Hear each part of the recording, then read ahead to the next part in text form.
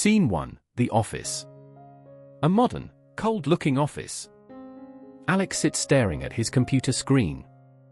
Exhaustion fills his eyes. The screen is flooded with emails. A sticky note on the desk says, mortgage due.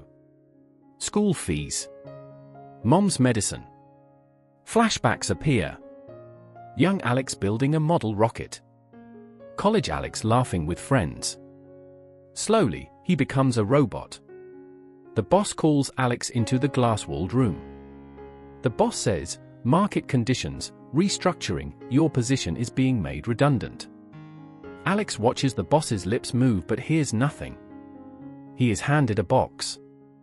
He mechanically clears his desk, a family photo, a favorite pen, a dead plant. Scene 2, the car. Alex sits in his parked car. Rain streaks the windshield. He doesn't start the engine. He just breathes.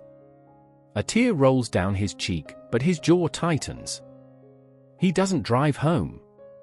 He drives to the public library. Scene 3, the garage war room. A montage begins. Alex's garage is now a war room.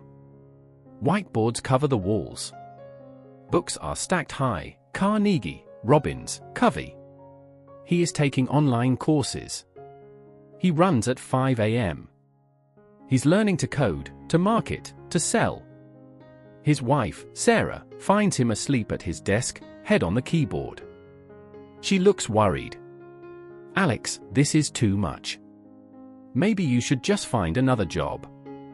Alex looks up, eyes bloodshot but clear. I can't go back, Sarah. I'm not just building a business. I'm building myself. Scene 4, the low point. The montage gets tougher. Rejection emails pile up. A prototype fails. Savings dwindle.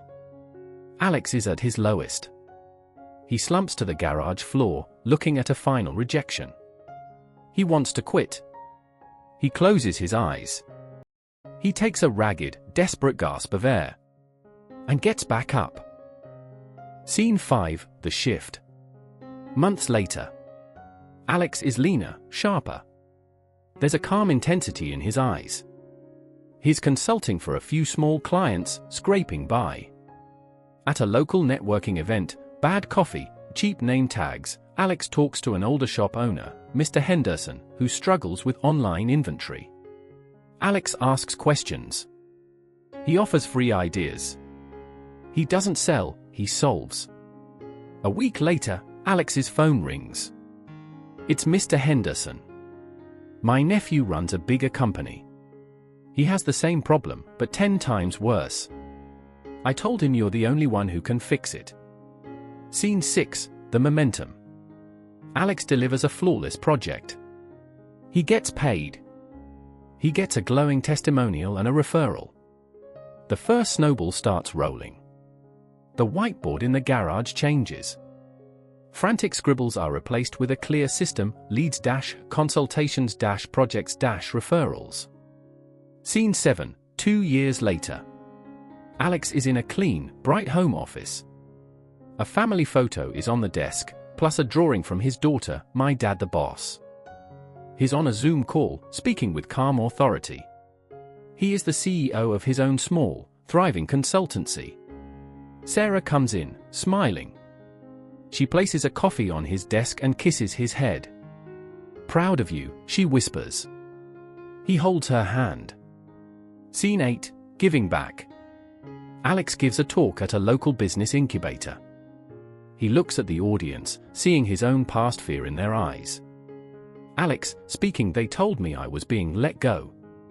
What they really did was let go of the leash I had put on myself. The pressure wasn't there to crush me. It was there to create me. To squeeze out everything that wasn't essential, the fear, the excuses, until all that was left was the unshakable core of what I could become. Scene 9, the message. The camera shows powerful scenes.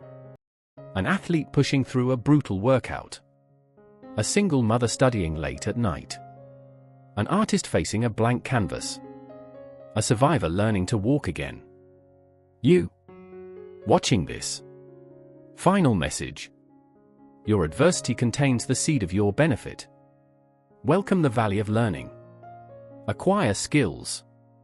Want success as badly as you want to breathe. Cultivate grit. Passion plus perseverance.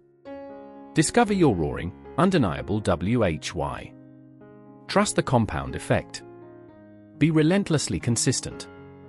The furnace is waiting. It is always waiting. Your potential is infinite. Your furnace awaits. Ignite it.